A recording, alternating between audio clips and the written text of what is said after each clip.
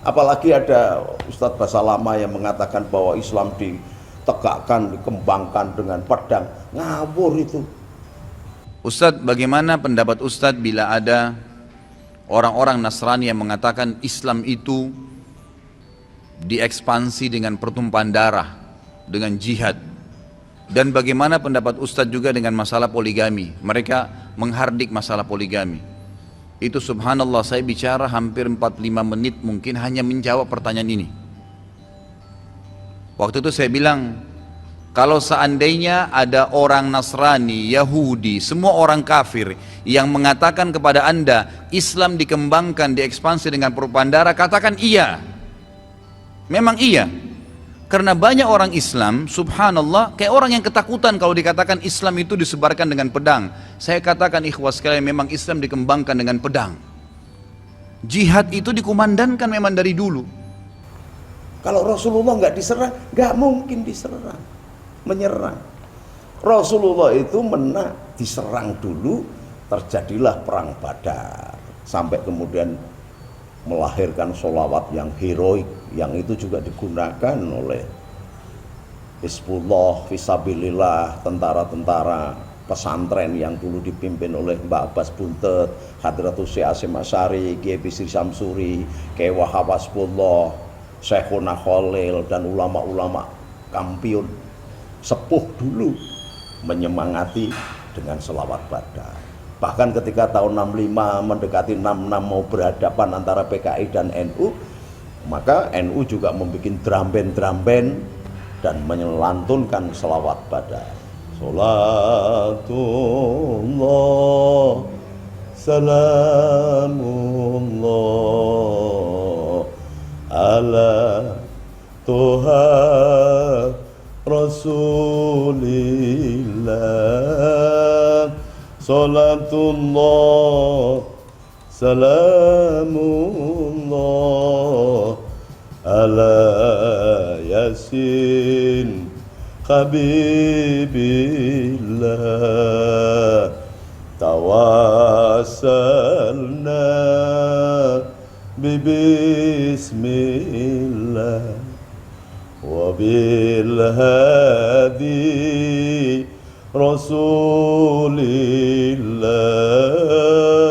wa kulli mujahidillah bi ahlil badri ya Allah. Tawassalna, aku bertawasul, di bismillah, dengan bismillah.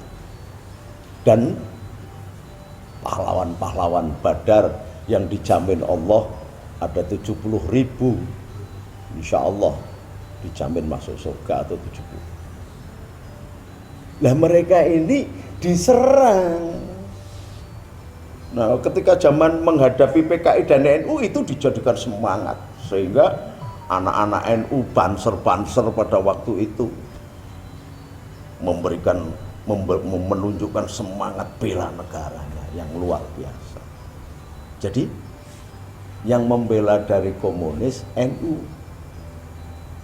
bukan kelompok-kelompok yang sekarang diikuti oleh Habib-Habib yang tidak cetha nasabnya itu.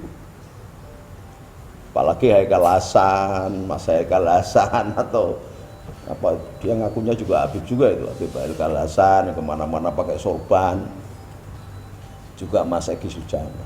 Anda salah menafsiri sejarah. Kenapa umat Islam dan di dalam surat itu dikaitkan dengan hijrah dan kemudian diteruskan dengan jihad? Jihadnya ini bi amwal wa anfus. Kenapa didahulukan berjihad dengan harta benda? Karena perang itu sangat mahal. Dalam kondisi yang terdesak, Rasulullah belum menatap dengan benar, ekonominya masih porak-poranda. Makanya Rasulullah mengambil inisiatif mempersaudarakan antara muhajirin dengan ansor. Muhajirin itu orang-orang yang hijrah, ansor itu adalah bangsa penolong dari Madinah, kemudian dipersaudarakan, hartanya dibagi dua. Karena orang-orang muhajirin ini ahli dagang, orang-orang Ansor ini punya harta, maka persaudaraan itu melahirkan sebuah akumulasi permodalan yang sangat besar, menghasilkan yang besar sehingga bisa membiayai perjuangan. Maka bi amwal didahulukan, dan itu diberikan contoh. Sayyidina Abu Bakar lalu menyumbangkan semua hartanya untuk membiayai perang karena akan diserang oleh kafir Quraisy, bekerja sama dengan Yahudi yang berkhianat di dalam perjanjian Hudaybiyah, di dalam perjanjian Piagam Madinah. Ini konteksnya. Jadi nggak boleh dong kita serampangan menafsirkan seolah-olah Islam ini kok jadi agama penghukum, seolah-olah kok Allah ini jadi beringas dan sadis, suka menghukum. Salah. Kalau suka menghukum, kata-kata untuk membaca firman Allah tidak didahului dengan biismi Allah ar-Rahman ar-Rahim. Harusnya biismi Allah al-Qawi wal Aziz atau wal Malik. Begitu dong. Anda salah. Islam itu rahmatan lil alamin, kasih bagi semua alam. Maka tidak menjadikan jihad itu sebagai dasarnya. Dan jihad itu banyak warnanya, Mas Egi. Bahkan ada dalam kondisi tertentu afdhalu jihad. Ini hadis sahih loh. Afdhalu jihad, jihad yang paling afdal kata Rasulullah. Sabda Nabi, afdhalu jihad kalimatul haqqin inda sultanin haq, sultanin jair. Artinya apa? Kalau melihat pemimpin yang menyeleweng atau salah atau tidak sesuai dengan track yang disepakati oleh bangsa saat itu, maka memperingatkan itu adalah jihad yang paling jihad. Loh. Jadi bukan jihad kemudian harus peperangan untuk mencapai damai seperti yang diucapkan oleh Mas Egi. Salah. Damai harus perang, kata siapa? Bahwa perdamaian bisa tercapai setelah perang, iya. Tetapi ada satu, perang salib menimbulkan damai apa enggak? Selama 500 tahun tidak melahirkan kedamaian. Tetapi dengan cinta dan kasihnya seorang Salahuddin Al-Ayyubi yang muncul pada saat itu, dia telusuk ke kemahnya Richard the Lionheart, panglimanya perang salib. Richard sang hati singa, bisa bayangin kayak apa itu hatinya. Tetapi ditaklukkan oleh Salahuddin Al-Ayyubi dengan masuk dan mengobati. Keluhuran budi, cintanya, kasihnya yang ditampilkan mewakili sosok pemimpin Islam itu menggerakkan hatinya Richard the Lionheart.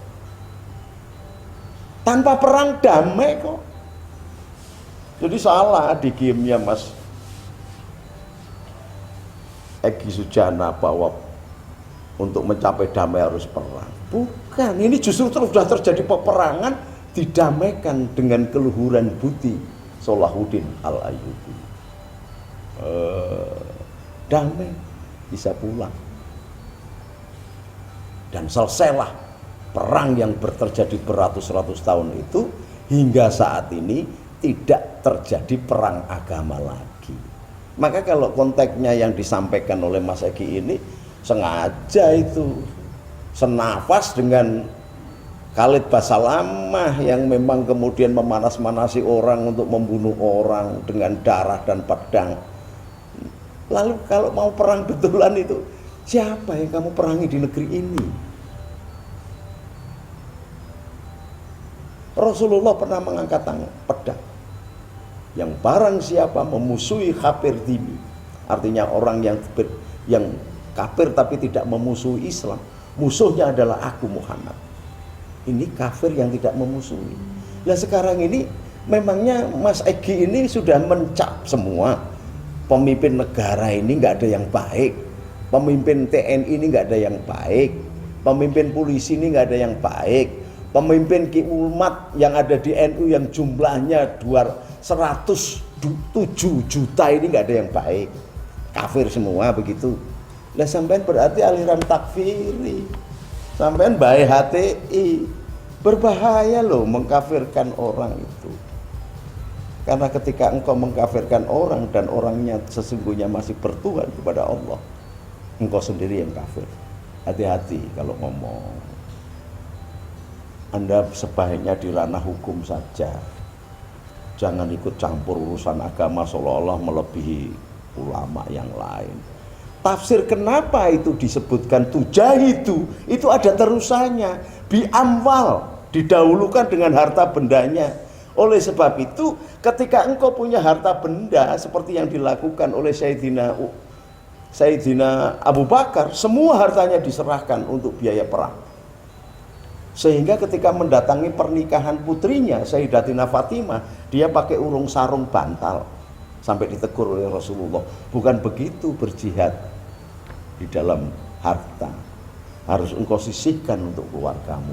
Maka Sayyidina Utsman menyumbangkan separuh hartanya, Sayyidina Umar dan Sayyidina Ali sepertiga hartanya. Ini cara yang baik. Jihad itu dengan anwal dulu, dengan harta bendanya. Jihad ketika engkau melihat saudaramu yang terkena COVID-19, yang menderita sakit, menderita karena tidak bisa mencari pekerjaan, di PHK, tidak ada pendapatan, itu jihad. Engkau tidak akan masuk surga ketika engkau makan dengan nyaman dan perutmu buncit, badanmu gemuk, tetapi di sebelah rumahmu banyak terdengar tangisan karena kelaparan.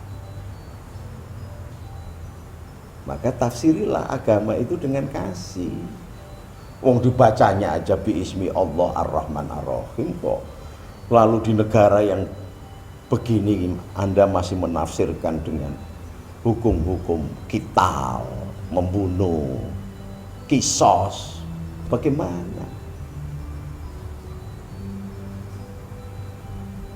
Dan itu hukum kisos itu hanya untuk orang Islam loh, bukan untuk di luar Islam.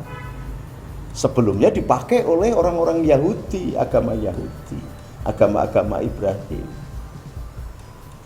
Nah, pemerintah kemudian membuat hukumnya sesuai dengan hukum bernegara, bukan hukum khilafah. Berbeda karena sistem pemimpinnya memilih presidensil, dengan pola pemerintahannya demokrasi. Maka pemimpinnya menjadi presiden. Nah, kalau Anda yang kemukakan ini menggunakan sistem khilafah, pemimpinnya namanya khalifah, hukumnya pakai hukum Islam yang berasal dari Taurat. Hukum kisos itu dari Taurat, mata dibayar mata, nyawa dibayar nyawa. Anda kurang tuntas ketika Anda tadi mengatakan bahwa kalau terjadi dialog kemudian bisa membayar diat. Anda kan mau menyamakan supaya Bahar ini